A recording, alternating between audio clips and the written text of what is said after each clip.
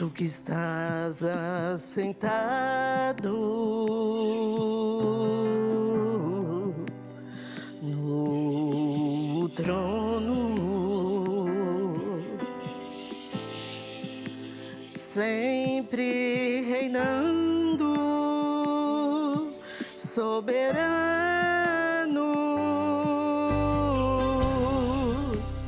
anjos cantando, homens louvando,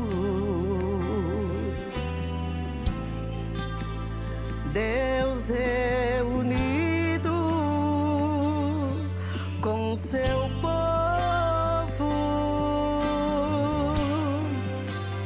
Alfa,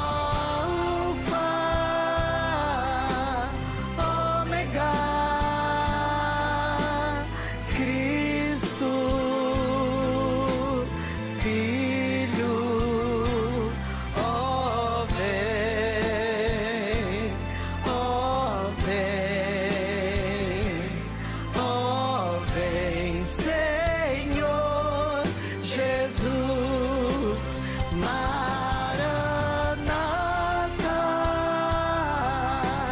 Cristo, Filho,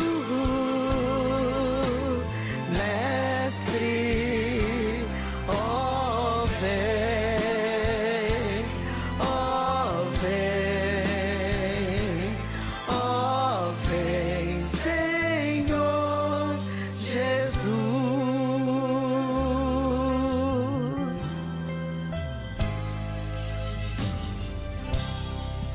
Ansioso espero a sua volta, o grande dia em que tu virás, então subiremos, contigo estaremos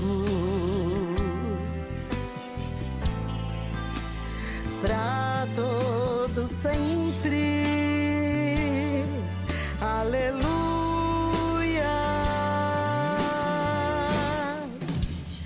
Alfa,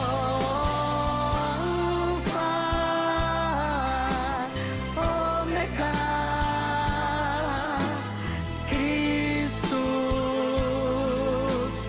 Filho, ó vem, ó vem, ó vem, Senhor Jesus, Maranata, Cristo, Filho, Mestre, ó vem, Senhor, ó vem, Senhor, Senhor Jesus, ó vem, Senhor Jesus,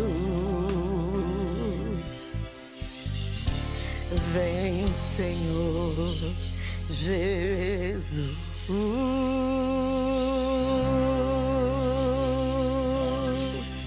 Glória seja dada a Deus.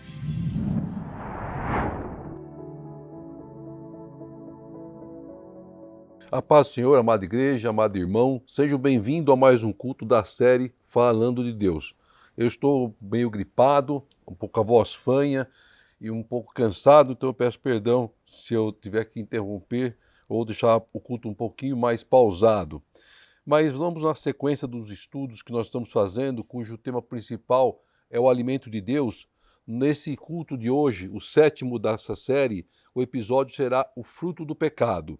Se você perdeu algum dos cultos passados, é só você ir lá no canal do Ministério Folha em Branco, no YouTube, acessar os cultos e você poderá assisti-los e se alimentar de cada um deles.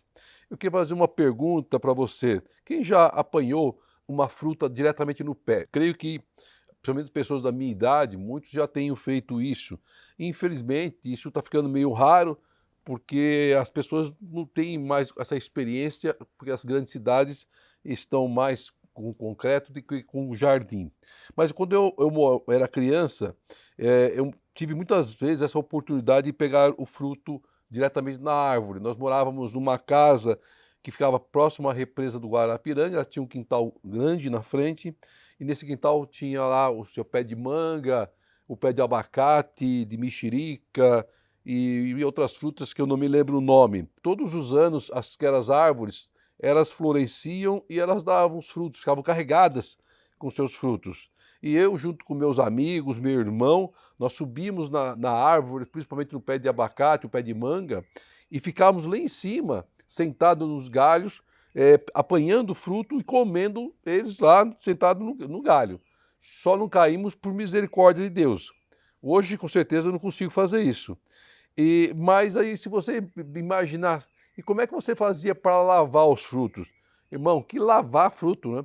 Ninguém lavava fruto nenhum na época, muito menos as mãos. Nós vínhamos da rua de tanto brincar, encardidas, as unhas encardidas, e brincava o dia inteiro na rua de bicicleta, de bola, de pelada, e olha, eu jogava bola naquela época descalço. Nem chinelo usava, era descalço no chão de terra batido, e de vez em quando você arrancava um bife do dedão. E aí, quando estava com fome, corria, subia lá no pé de fruta e comia lá, descascava, comia do jeito que estava mesmo. Mas parecia que a gente tinha tanto anticorpo no corpo que não ficava doente, né? Mas era um momento de época que foi muito gostoso e muito importante. E onde nós moramos hoje, atualmente, eu e a pastora Ange, nós também temos aqui algumas árvores frutíferas. Temos o abacateiro, temos o pé de jabuticaba, amora, mexerica, e tem um pezinho de mamão que está começando a crescer. E eu não subo mais em árvore, graças a Deus, né? E também não pego mais os frutos. Essas árvores, elas também dão frutos anualmente, só que quem come os frutos hoje são os animais que a gente tem aqui na região. Como é uma área de muito verde e proteção ambiental, os animais silvestres vêm e comem. Tucano, aqueles maritacas, macaquinho, esquilo também vem, saruê. Então eles vêm, eles comem esses frutos todos. Com macaquinhos, por exemplo, eu coloco no comedouro para os passarinhos comida e coloco frutas. E o macaquinho vem e pega a fruta na minha mão, pega lá a banana na minha mão, porque eles sabem que eles estão em segurança, né? Estão ali se alimentando através daquilo que nós oferecemos para eles. Infelizmente, não temos mais visto isso nas grandes cidades, que hoje é só cimento, né? Tem pouco verde. Né? Mas eu louvo a Deus por esse privilégio de nós estarmos tão próximos à natureza e podemos contemplar a sua criação. Eu e minha esposa Ângela Medrado, nós gostamos muito da natureza, gostamos muito do verde. E isso sempre foi muito importante para nossas vidas. Não comemos frutos sem lavar, claro, com certeza, né? Até porque ele pode estar estragado, né? Aí vem uma grande diferença e importância, né? Eu, quando era criança, provavelmente eu devo ter mastigado o fruto estragado, não lembro, mas você comia com tanta velocidade, né, que ia o fruto e as larvas que estavam dentro do fruto também para dentro da barriga, né. A goiaba é um fruto que tem muito bicho, né, chamado bicho da goiaba, né, mas é importante abrir o fruto e avaliar seu interior antes de comê-lo. Agora vamos mudar de fruto, né, ou da fruta, perdão, para o fruto. Então eu quero agora chamar sua atenção para uma outra história a ser contada, né? E que você vai entender por que eu fiz essa referência, né, da fruta que você apanha no pé, da fruta que você comia sem lavar, sem olhar direito quando era pequeno, e hoje é necessário você olhar e conhecer o que você está se alimentando. Né? Então eu queria falar um pouquinho sobre o tema da nossa pregação de hoje, que é o fruto do pecado.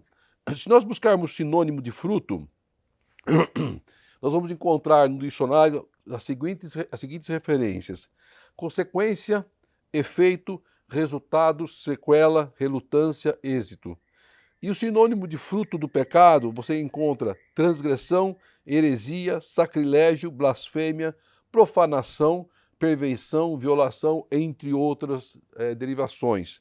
Interessante o quão forte é a palavra ou a frase e o que ela pode representar. Temos que ficar muito atentos para que os nossos atos, a qualquer custo, buscarmos uma satisfação do nosso desejo, não venha nos levar ao pecado, não venha nos levar ao erro. Comer um fruto estragado pode vir nos fazer mal. Sucumbir ao pecado, com toda certeza, nos fará muito mal. Comer um fruto estragado pode até vir nos fazer um mal, ou não, dependendo do estômago de cada um.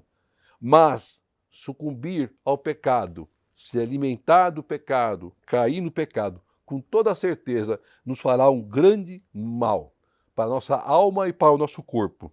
Somente o alimento que vem de Deus é que vai nos fazer bem. E quero então te convidar a abrir sua Bíblia em 2 Samuel 12, do versículo 1 ao versículo 23. Samuel 12, 2 Samuel 12, versículo 1 ao versículo 23. Diz assim a palavra do Senhor. E o Senhor enviou a Davi o profeta Natã. Ao chegar, ele disse a Davi: 2 homens viviam numa cidade. Um era rico e o outro era pobre. O rico possuía muitas ovelhas e bois, mas o pobre nada tinha, senão uma cordeirinha que havia comprado. Ele a criou e ela cresceu com ele e seus filhos. Ela comia junto dele, bebia do seu copo e até dormia em seus braços. Era como uma filha para ele. Certo dia, um viajante chegou à casa do rico, e este não quis pegar uma de suas próprias ovelhas ou dos seus bois para preparar uma refeição.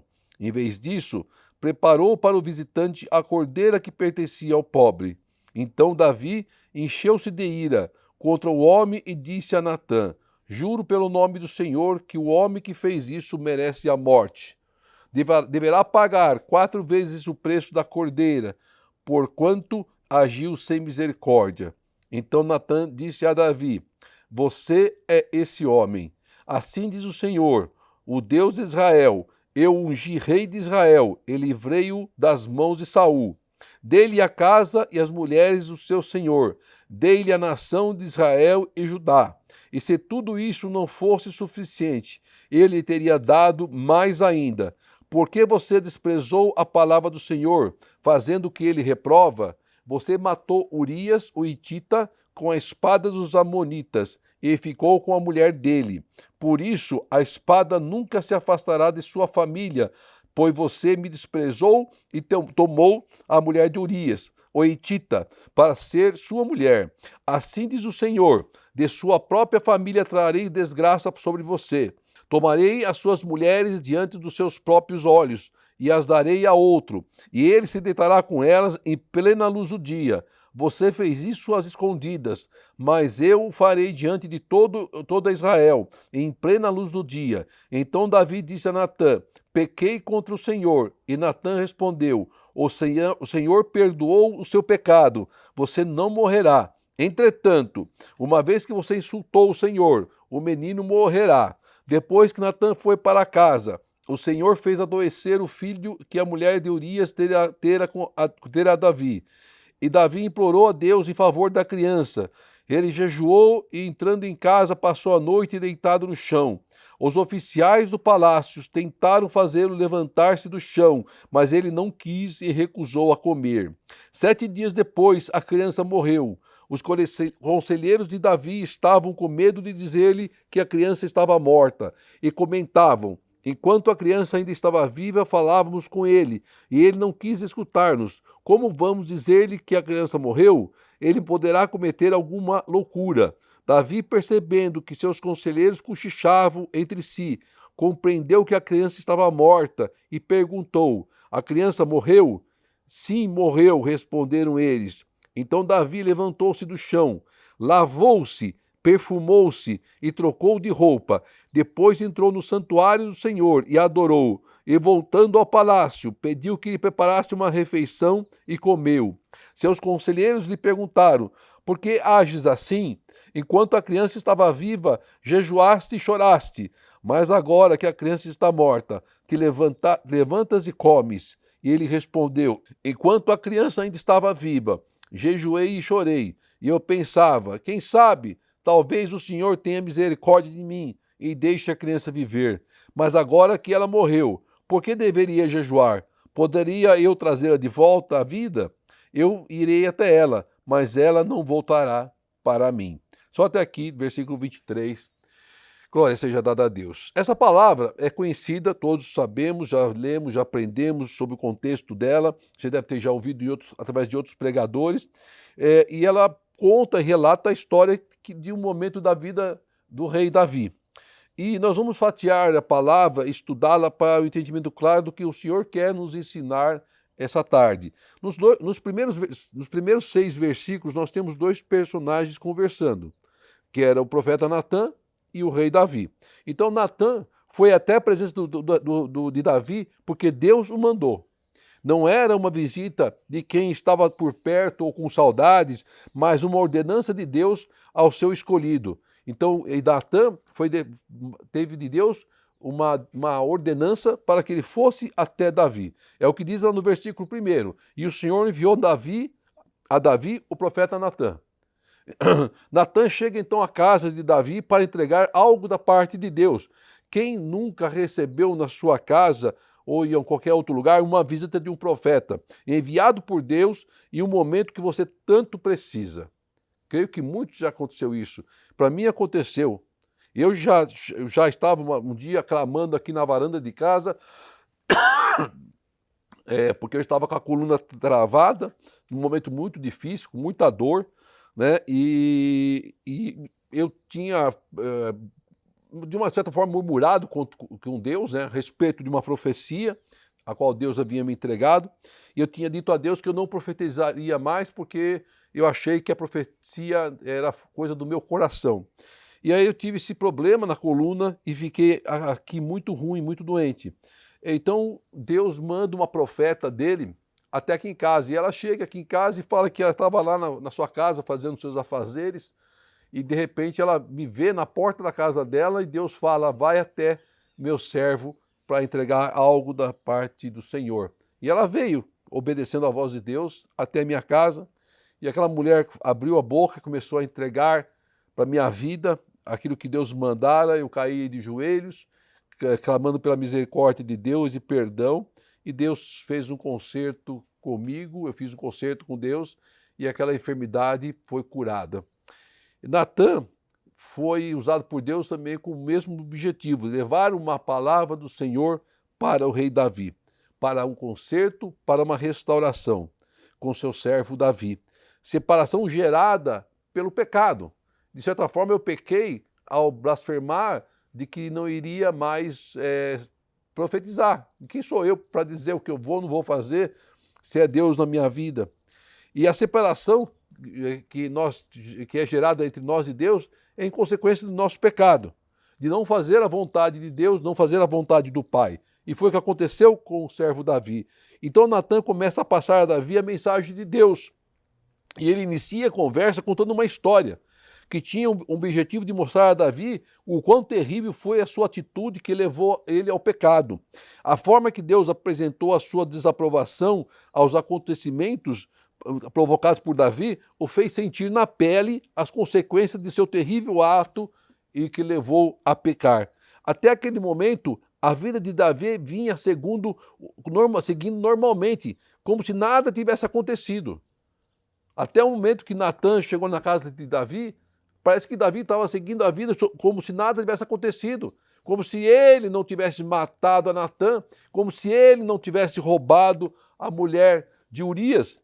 Davi se apropriou de algo que não era dele, tomou para si a mulher de Urias, usou de sua autoridade como rei para justificar seu ato, arquitetou um plano para tirar a vida de Urias, para tomar a sua mulher Betseba. Ele consumou seu plano com a morte de Urias. Ele consumou seu desejo de ter a mulher de Urias. Ele consumou e selou o seu pecado. Vejam o que desenrolou nessa atitude de Davi. Essa situação que provocou a separação de Deus e Davi. Não poderia continuar às escuras, como se tudo estivesse bem, como se Deus estivesse em acordo com o que tinha acontecido. Deus não compactua com pecado. Deus não compactua com atos pecaminosos. Deus é puro. Deus é Deus. Davi estava com uma goiaba, por fora bonita, mas por dentro estragada, contaminada, com bicho, podre. É assim que Davi estava, porque ele estava contaminado com o pecado. É uma fruta que por fora parece bonita, mas por dentro ela está estragada. E Davi estava nessa condição, aparentando estar tudo bem, mas por dentro estava estragado, em pecado. Deus quer que de seus servos um conserto. Deus quis de Davi um conserto. E o profeta Natan abriu um diálogo com Davi, contando uma história para que ele pudesse entender a gravidade do seu pecado. Ele fala sobre dois homens, o rico e o pobre. O rico egoísta, aparentando ser escravo do mundo. O pobre feliz, apesar das suas limitações, amava a sua família, amava a sua criação. Todos viviam felizes naquela casa. Então o rico toma do pobre a única coisa que ele tinha, a sua cordeirinha. Toma tudo do pobre, que representava muito mais do que um animal de estimação. Era como um membro da família, vivia com seus filhos, cresceu com eles, comia à mesa com eles e dormia com eles. Veja a importância dessa cordeirinha para aquele homem, o simbolismo dessa história, dessa palavra. Então o rico, poderoso, Senhor, que se compara ao rei Davi, tira daquele homem e daquela família pobre, dos seus filhos, a cordeirinha. Um membro da família, que trazia alegria àquela família. E aquela família então foi saqueada, foi roubada, foi afrontada, atingida, por não poder fazer nada para se defender, a não ser chorar, a não ser se calar, a não ser sofrer. Exatamente o que o rei Davi havia feito. Quem já não passou por situações assim, onde somos afrontados diariamente, tentam nos roubar a nossa alegria, tentam tirar de nós nossas bênçãos, roubar a nossa saúde, a nossa família, o nosso trabalho. Aí em seguida, nós vemos a reação do rei Davi. Logo após o profeta Natan trazer esse relato, lá no versículo 5. Então Davi encheu-se de ira contra o homem e disse a Natan: juro pelo nome do Senhor que o homem que fez isso merece a morte. Ele estava falando dele mesmo. Ele estava fazendo o julgamento dele mesmo, dos atos dele mesmo. A primeira reação de Davi foi de fúria, de não concordar com aquela atitude do homem rico, sem parar para pensar que ele era esse homem, não concordar com a crueldade daquele homem, se compadeceu com o pobre e sua dor, mas não se compadeceu com Urias. Determina então que fosse feita a justiça, determina então que fosse dada uma sentença e uma punição. Veja que Deus estava trazendo ao entendimento de Davi a gravidade dos seus atos e as consequências que enfrentaria com a sua própria sentença. Ele mesmo se sentenciou. A resposta de Natan abriu os olhos de Davi para o entendimento do pecado, para que ele pudesse enxergar o que ele havia feito. Então Natan diz a Davi: você é esse homem. Você é esse homem. Caiu a ficha, Davi. Caiu na real. Então, a partir já do versículo 7, o profeta entrega a Davi uma resposta e o desarma por completo. Davi sabia que à sua frente havia um homem de Deus.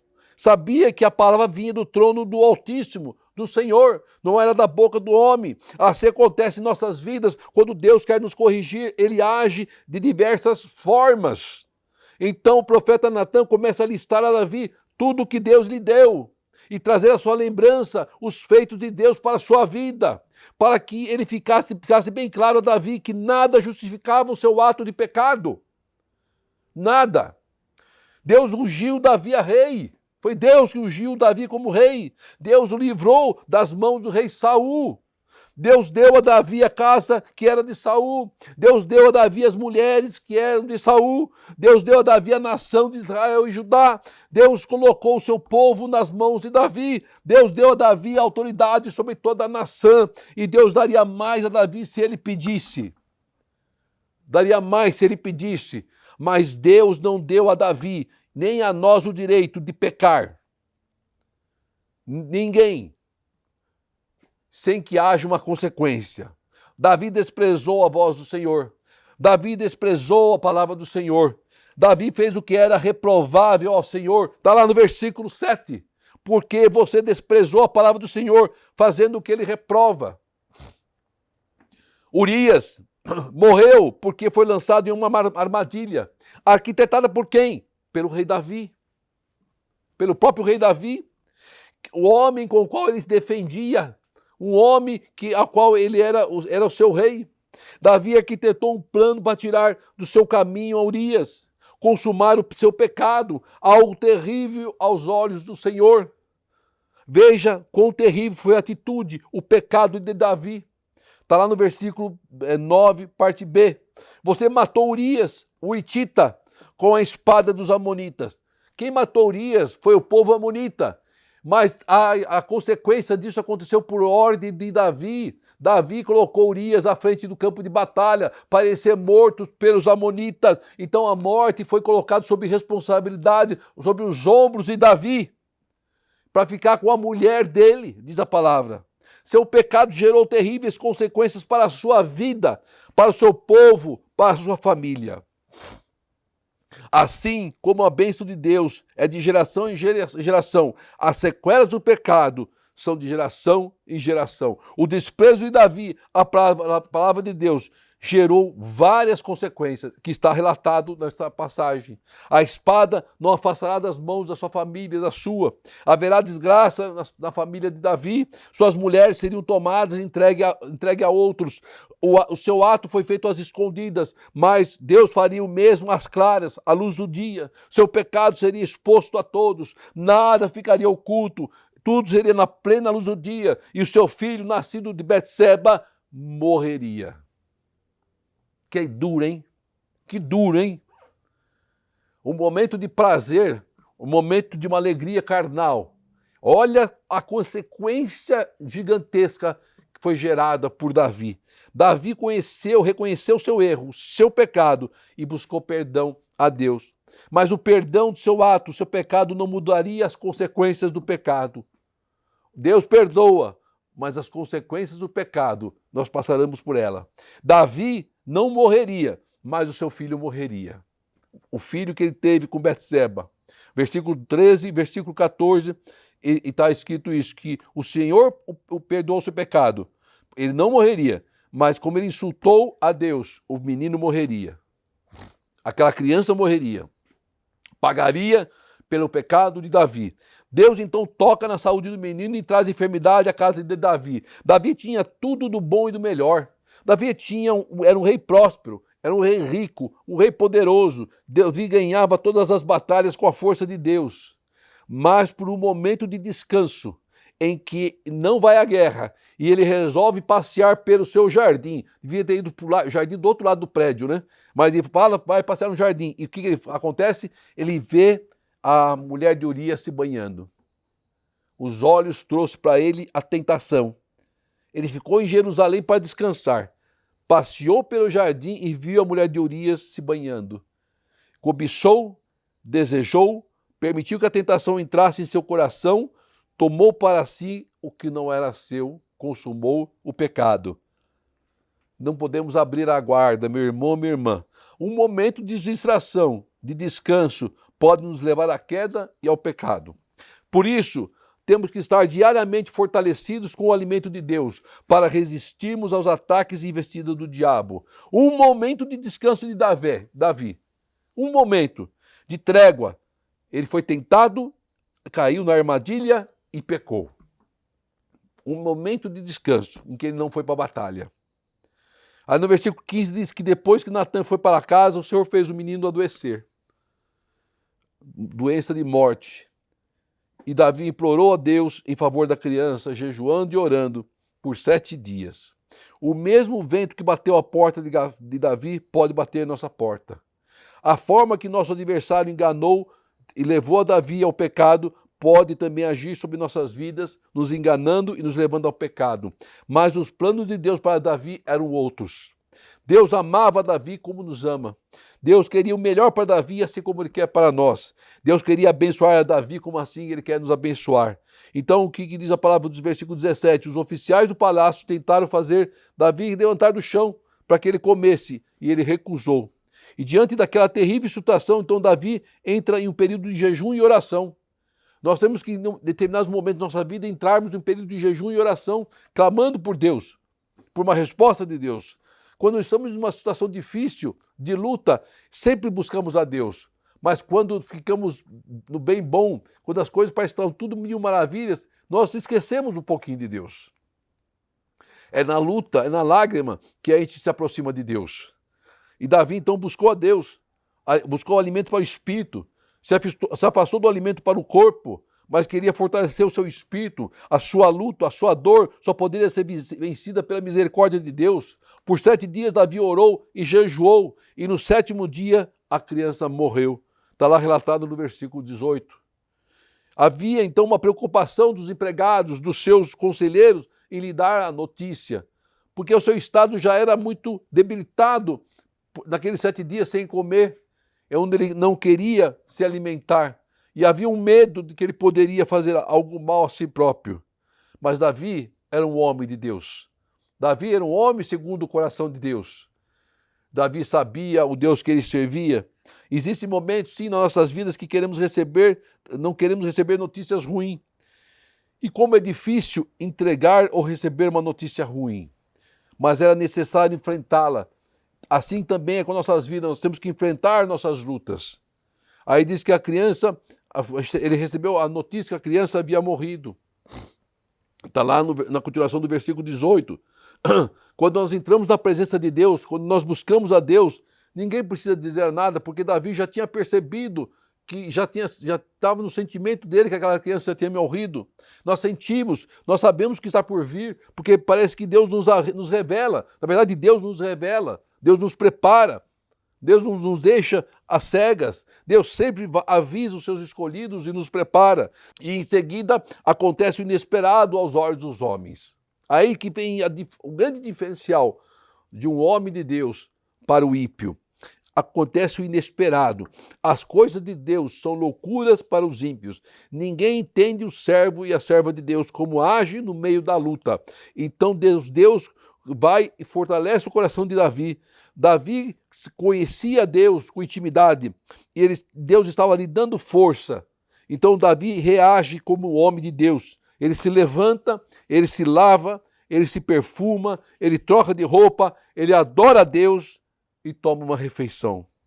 Ninguém entende o agir de Davi. Ninguém entende o agir de um homem e de uma mulher de Deus. Ele volta para o palácio e pede uma refeição, depois de ter ido adorar a Deus no santuário. Antes disso, tinha ido se banhar, trocar de roupa. E foi adorar a Deus. Aos olhos do ímpio parece loucura, como alguém que estava há 7 dias prostrado, amargurado, triste, chorando, clamando, e ao receber a pior notícia do mundo, muda por completo. Ninguém compreende, ninguém entende o operar de Deus e não vai entender mesmo. Só um cristão consegue entender. E nós temos a certeza que tudo está nas mãos do Altíssimo. Tudo está no controle de Deus, no controle do Senhor. Para que a sua vontade prevaleça em nossas vidas, como prevaleceu na vida de Davi. Sabia que essa era a vontade soberana de Deus sobre sua vida. Davi sabia. Ele tentou mudar aquela sentença com jejum e oração, mas a vontade de Deus, os planos de Deus eram outros. Davi então aceita a vontade do Senhor e entra no santuário, limpo, renovado, transformado e se entrega à presença de Deus. Ele se alimentou por 7 dias do melhor do Senhor, buscando a sua face. E somente depois de ter fortalecido o espírito é que buscou o alimento para a carne. Está lá relatado nos versículos seguintes, até o 21 ao 23. E a vontade de Deus estava consumada. Ele aceitou a vontade do Senhor. Não poderia mudar os acontecimentos, porque o menino havia morrido. Mas sabia que um dia iria para onde ele foi, para a casa do Senhor, preparada para os seus escolhidos. Então, meu irmão, minha irmã, não perca essa oportunidade que Deus nos dá para vencermos nossas lutas, as tentações de nossas vidas. Fuja dos encantamentos do pecado, fuja.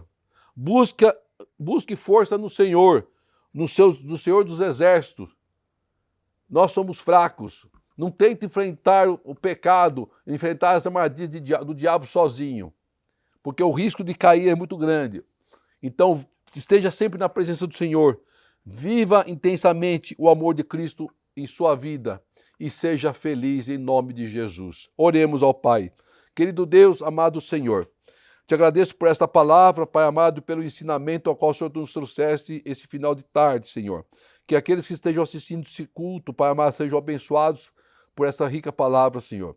Também esteja conosco, Senhor, nos curando da enfermidade, Pai, nos dando força, Pai querido, para que possamos continuar fazendo a sua obra e a sua vontade.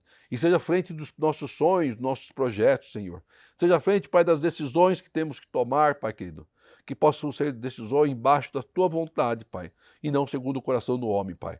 Nos mostra o caminho, Pai querido. Nos revela a tua vontade, Pai querido. É o que eu te peço em Cristo Jesus. Que o grande amor de Deus, a graça de nosso Senhor Jesus e a doce consolação do Espírito Santo Senhor esteja com todos, hoje e sempre, em Cristo. Amém e amém. Obrigado, Pai.